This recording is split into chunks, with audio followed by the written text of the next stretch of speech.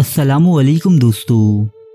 इस दुनिया में लातादाद मुहल्लिक जहर पाए जाते हैं, लेकिन एक जहर ऐसा भी है जो अपनी बेहद खतरनाक सिफात के बाइस अफसानवी शोहरत रखता है। कहते हैं कि इस जहर को देने वाला शख्स अपने शिकार पर इसके असरात को कंट्रोल कर सकता था। दिए गए जहर की मिकदार के जरिए वो मुतासिरा इंसान की मौत का वक्त तक मुतय्यन कर देता था कि उसे एक हफ्ते, एक महीने या फिर एक साल में मरना है। ये एक बेरंग, बेजायका और बिना खुशबू वाला जहर था, इसीलिए खाने वाले को इसका पता तक न चलता। इस जहर का नाम था एक्वा तूफाना। और सबसे हैरत अंगेज बात यह है कि इस जहर का शिकार होने वालों में सारे के सारे मर्द थे कि जो अपनी बीवियों के हाथों इस जहर का निशाना बनी। तकरीबन एक सदी तक इस पुरस्रार माया ने पूरे यूरोप को खौफ में मुब्तला रखा। ये एक अफसानवी दास्तान जैसा लगता जरूर है, लेकिन ये एक लफ्ज ब लफ्ज सच्ची कहानी है जो 17वीं सदी ईसवी के दौरान यूरोप में पेश आई।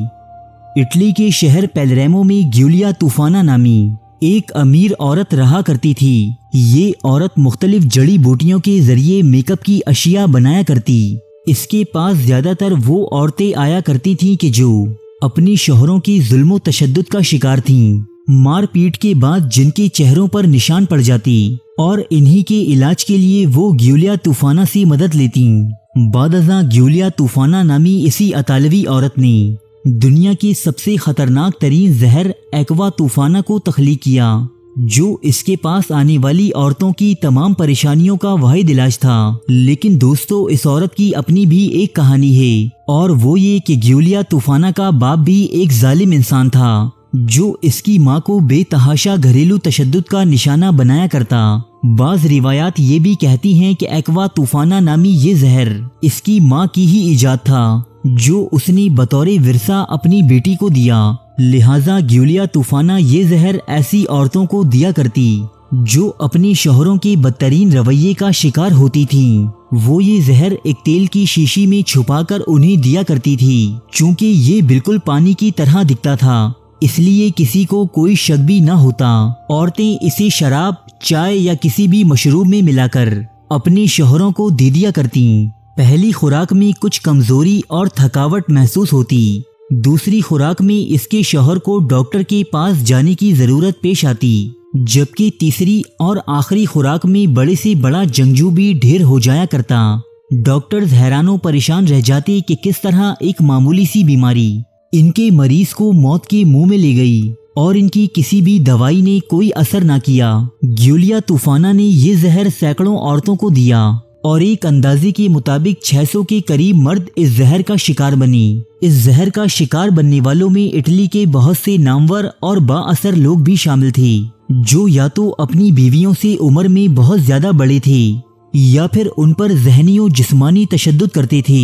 ग्यूलिया तूफाना की ये खूनी मुहिम कामयाबी से जारी थी, यहाँ तक कि एक खातून ने अपने खावंद को जहरीला सूप पेश करते वक्त घबराकर ये भांडा फोड़ दिया और उसे वो सब कुछ बता दिया जो दीगर खवातीन अब तक छुपाने में कामयाब हुई थीं। इस जहर ही की तरह इसके बनाने वाली औरत ग्यूलिया तूफाना भी पुरस्रारियत के पर्दों में लिपटी हुई है। किसी को भी इसके अंजामी कार के बारे में कोई मालूमात नहीं। कुछ लोग कहते हैं कि उसे ये राज अफशा होने के बाद मार दिया गया था, जबकि बाज लोगों के मुताबिक उसने एक कॉन्वेंट में पनाह ले ली थी। वो यहाँ रहकर जहर बनाती रही और पादरियों के जरिए इसे सितम रसीदा औरतों तक पहुँचाती रही थी। सन 1890 तक एक्वा तूफाना नामी ये जहर इस दुनिया में पाया जाता था, लेकिन अब ना तो ये जहर मौजूद है और ना ही किसी इंसान को इसके अज्जाए तरकीबी के बारे में कोई मालूमात है।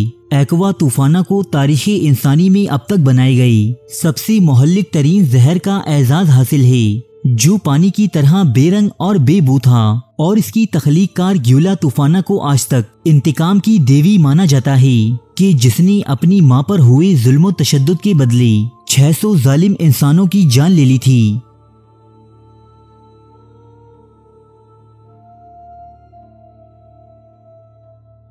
अरे फ्रेंड्स, एक मिनट, आप ऐसे ही जा रहे हैं? इतनी मेहनत से वीडियो बनाई है, एक लाइक तो बनता है ना। और दूसरा ये कि आप हमें इतनी बड़ी दुनिया में दोबारा कैसे ढूंढेंगे? तो इसका हल ये है कि आप हमारे चैनल को सब्सक्राइब कर लीजिए और इस बेल के आइकन को क्लिक कर दीजिए। इस तरह हमारे आने वाली तमाम वीडियोस आप तक पहुंचती रहेंगी। अरे डरिए मत, ये बिल्कुल फ्री है।